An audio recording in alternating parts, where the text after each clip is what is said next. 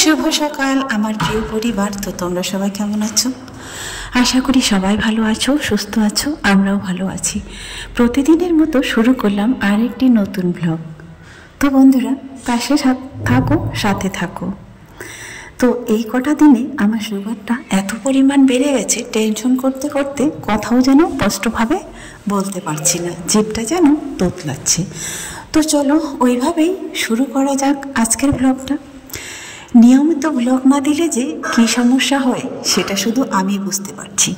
কাজের চাপটা ঘরে আমার এতটাই বেড়ে গেছে যে ঠিকঠাকভাবে মেনটেন করতে পারছি না। এইদিকে ফেসবুক, ইউটিউব সব মিলিয়ে যেন আমার মাথার উপর দিয়ে যাচ্ছে। তো কি করছি কখন কিছুই বুঝতে পারছি না বন্ধুরা। তো চলো খাওয়া দাওয়া দিয়ে শুরু করি।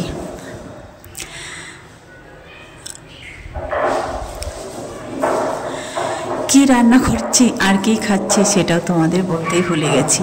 তো চলো এখন হচ্ছে ভর্তা করছি একটা মাছের। তো একটাই ছিল না, একটা ল্যাঠা মাছ সিদ্ধ করেছিলাম শুধু রিয়ার জন্য। তো ও তো বুঝতেই পারছো, ওর জন্য এক টুকরো মাছ কিংবা মাংস ম্যানেজ করতেই হয় যেভাবে হোক।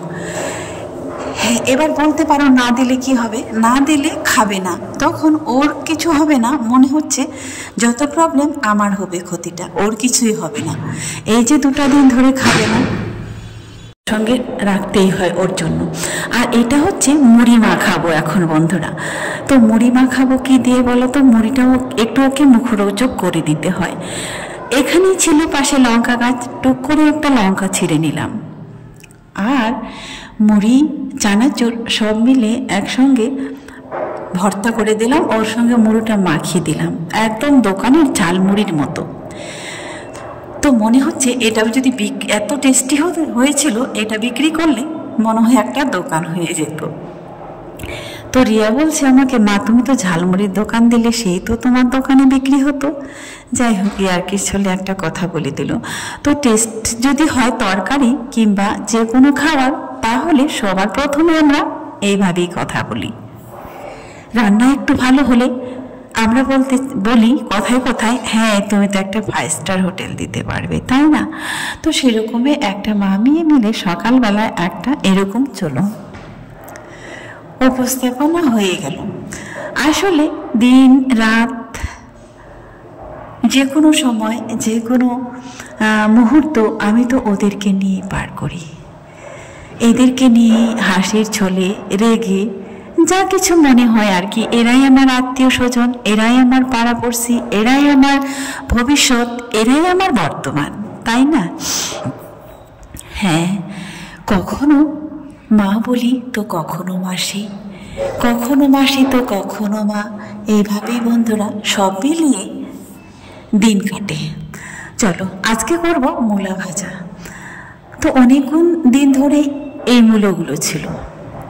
তো ভাবছি আচ্ছা, সবাই তো গাজর মূলো কি সুন্দর করে ভাজা করে, করি তো খায় কি না। আসলে আমার মেয়েরা না মূলো টুলো এসব খেতে চায় না। মূলো শাকটা একটু পছন্দ করে, কিন্তু ওই মূলোটা আর খেতে চায় না। তো যাই হোক, ভাজিটা করলাম, যদি খায় খাবে, না হলে আমাকেই খেতে হবে, আর কি করা যাবে। চলে এসছি এবার রান্নায়। রিয়া কিন্তু সেই মুড়ি খেয়ে চলে গিয়েছিল স্কুলে। আসলে অনেক দিনের ব্লগ তো ঠিক একটা মনেও করতে পারছি না বন্ধুরা, একটু মানিয়ে নিও। আসলে যতক্ষণ পর্যন্ত ওদেরকে ঠিকঠাকভাবে ভর্তি করে স্কুলে না পাঠাতে পারছি, ততক্ষণ পর্যন্ত আর আমার মাইন্ডটাকে ফ্রেশ করতে পারছি না।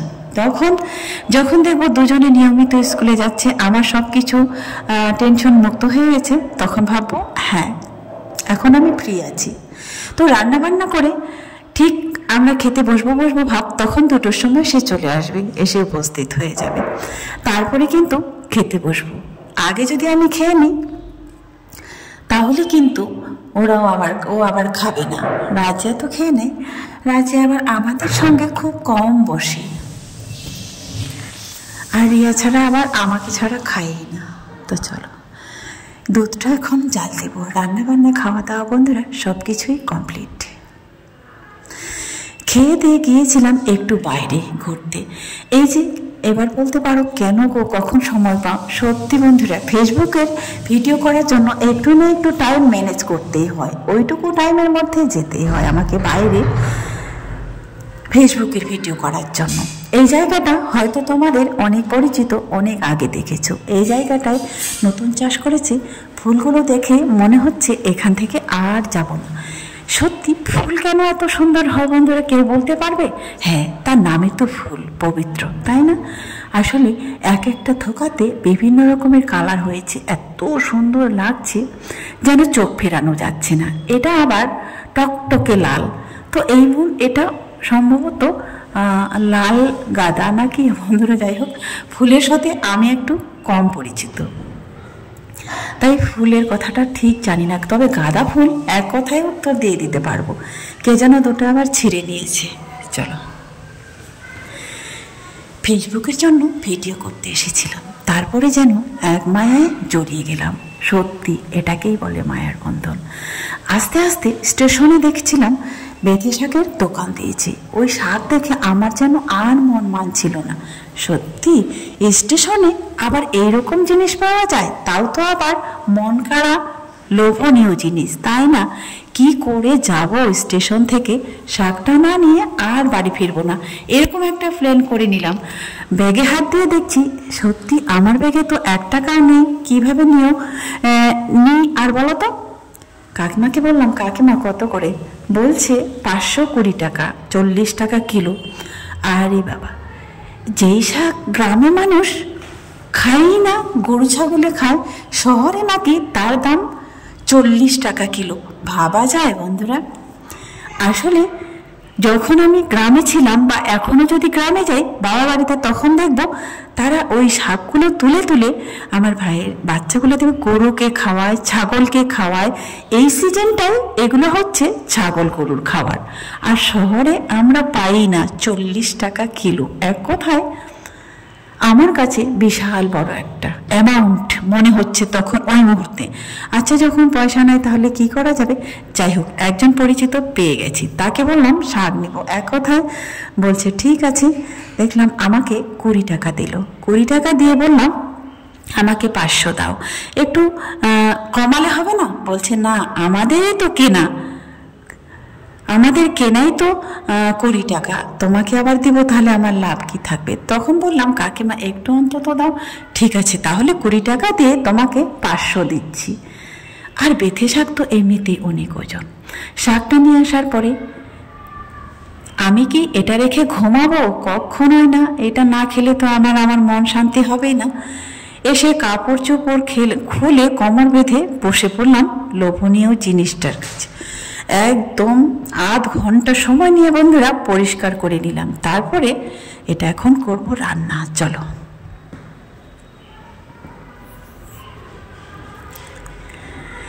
এটা হচ্ছে মাঠ থেকে নিয়ে এসছি, তাই ধুতে হবে কিন্তু অনেকবার।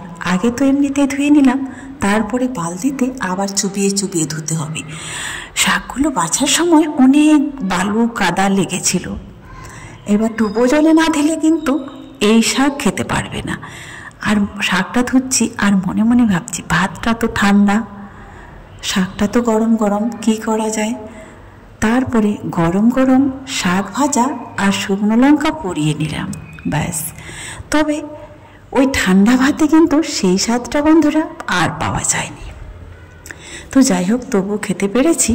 এই বছরের ফার্স্ট খেলাম বেথে শাক, তাও আবার ঘুরতে গিয়ে স্টেশন থেকে নিয়ে এলাম। স্টেশন থেকে নিয়ে আসা মূল্যবান জিনিসটা আমার কাছে অনেক মূল্য ছিল, এত মূল্যবান ছিল আমার কাছে, অন্তত সেটা কারো কাছে নাইবা হতে পারে। তো সত্যি একটা সময় ছিল এই শাক পাতা ছাড়া আমার ঘরে কিছুই উঠত না। আর এমন একটা সময় এসেছে এই শাক পাতা এখন আমি লাখ টাকা মূল্য দিয়ে কিনতে গেলেও সব সময় আমার মতো করে পাই না। সত্যি আসলে এটাই তো মানুষের জীবন, তাই না? সত্যি কার জীবনে যে কখন কি হবে। আর মানুষ, আজকে আমি এখানে আছি, কালকে যে কোথায় থাকবো সেটা আমি নিজেও জানি না। সব কিছুই নিয়তির লেখা। আজ আছি তো কাল নেই, হ্যাঁ জানি। একদিন আমরা এই পৃথিবীতে কেউ থাকবো না। আমরা যারা আছি, আমাদের পরে আবার শুরু হবে নতুন একটা প্রজন্ম। এটাই তো আমরা মানব জাতি, আজ আছি কাল নেই। তাতেই দেখো না কত মানুষের কত অহংকার। আজকের মতো শেষ করছি।